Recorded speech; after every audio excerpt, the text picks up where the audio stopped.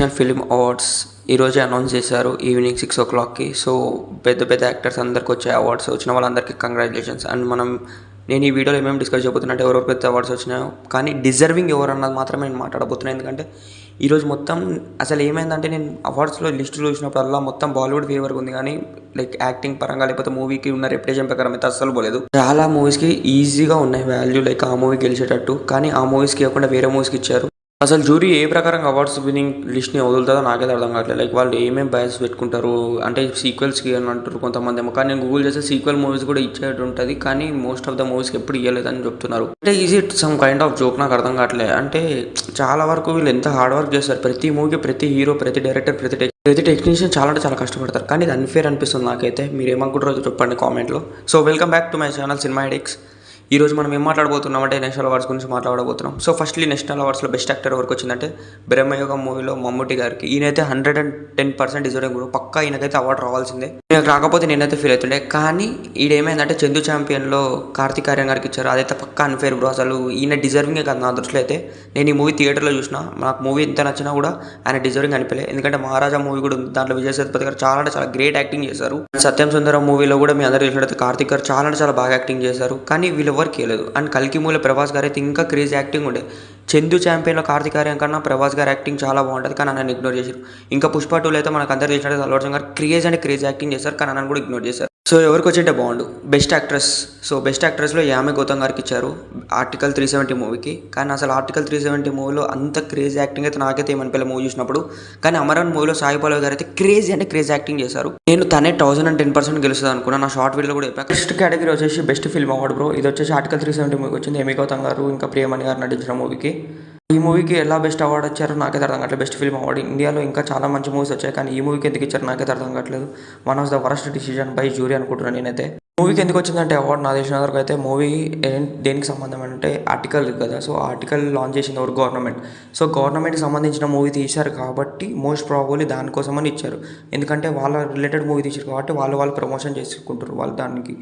లేకపోతే ఆ మూవీకి రాకపోతుంటే తప్పకుండా. లేదా కల్కి వచ్చింటే బాగుంటుంది. ఫస్ట్ డైరెక్టర్ అవార్డు వరకు వచ్చిందంటే అమరన్ మూవీ డైరెక్టర్కి వచ్చింది బ్రో, బెస్ట్ డైరెక్టర్. 1000% ఆయన అయితే డిజర్వింగ్ బ్రో. ఎందుకంటే అమరన్ మూవీకి బెస్ట్ ఫిల్మ్ అవార్డు కూడా వచ్చినా నేను ఫీల్ కాకపోతున్నాను, కానీ బెస్ట్ ఫిల్మ్ అవార్డు రాలేదు. కానీ బెస్ట్ డైరెక్టర్ అవార్డు అయితే వచ్చింది.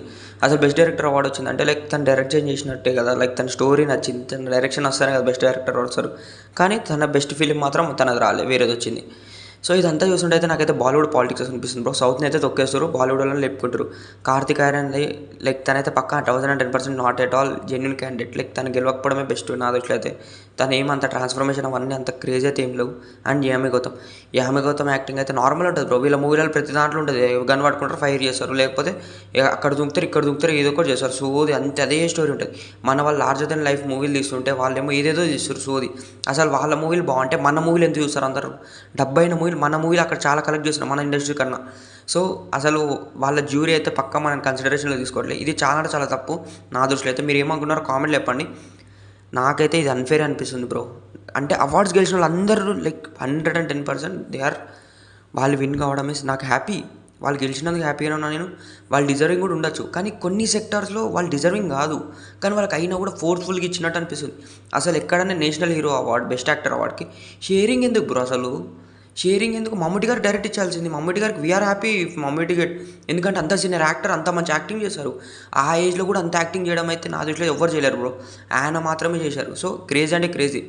కానీ బెస్ట్ తెలుగు ఫిల్మ్ అవార్డ్స్ వచ్చేసి కమిటీకి రోల్కి వచ్చింది బ్రో. కమిటీకి రోల్కి వచ్చినందుకు నేను హ్యాపీ. నిహారిక కొనిడాల గారు కూడా నేను హ్యాపీ, లైక్ కంగ్రాచులేషన్స్ చెప్తున్నా. కానీ ఇలాంటి మూవీస్ మన తెలుగు ఇండస్ట్రీలో చాలా వచ్చాయి ముందు కూడా, ఇలాంటి బేసిక్ ప్లాట్ తోటి. కానీ ఏం చేయలేము మనం, జ్యూరీ అయితే అట్లా ఫిక్స్ చేసింది, ఆ మూవీకి ఇచ్చింది. కానీ కల్కి మూవీకి కనీసం తెలుగులో బెస్ట్ ఫిల్మ్ అవార్డు వచ్చినా కూడా బాగుండు బ్రో. ఎందుకంటే అలాంటి మూవీస్ ఇప్పటివరకు ఎవరు తీయలేదు బ్రో. అలాంటి మూవీస్ తీయలేము కూడా మనం ఫ్యూచర్లో. ఈ కమిటీకి రోల్ లాంటి మూవీస్ తీయచ్చు. టాలీవుడ్ ఇండస్ట్రీకి వచ్చిన అవార్డ్స్ ఏమేమిటంటే, సో ఫస్ట్ అవార్డు వచ్చేసి బెస్ట్ పాపులర్ ఫిల్మ్గా కల్కి మూవీకి అయితే వచ్చేసింది. సో ప్రభాస్ అన్న పక్క గెలిచినందుకు నేనైతే హ్యాపీ ఫీల్ అవుతాను. ఇంకొకటి వచ్చేసి బెస్ట్ ప్రొడక్షన్ అవార్డు కూడా మన కల్కికి వచ్చింది. బెస్ట్ కాస్ట్యూమ్ డిజైనర్ అవార్డు వచ్చేసి పుష్ప 2కి వచ్చింది. ఇంకా బెస్ట్ స్క్రీన్ ప్లే అవార్డు వచ్చేసి సుకుమార్ గారికి పుష్ప 2 మూవీకి వచ్చింది. అండ్ 35 ఒక చిన్న కథ మూవీలో చిన్నపిల్లలకు కూడా ఒక అవార్డు వచ్చింది బ్రో, ఉత్తమ బాలల చిత్రం అని అవార్డు. అండ్ కమిటీ కుర్రోల్ మూవీకి 2 అవార్డ్స్ వచ్చాయి బ్రో. ఒకటి వచ్చేసి బెస్ట్ తెలుగు ఫిలిం అవార్డ్, ఇంకొకటి వచ్చేసి best makeup award. Last and final award వరకు వచ్చేసింది అంటే వెంకయ్య అడ్లూరి గారికి వచ్చింది. బెస్ట్ రైటర్గా ఆయనకైతే వచ్చింది. అండ్ మన తమిళ్ ఇండస్ట్రీలో బెస్ట్ మూవీగా రాయన్ మూవీకి వచ్చింది బ్రో. మీరేమనుకుంటున్నారో కామెంట్లో చెప్పండి. నా ఫీలింగ్ అయితే ఇది. మీ ఫీలింగ్ ఎలా ఉండదో నాకు తెలియదు. Like, share and subscribe and comment on this video.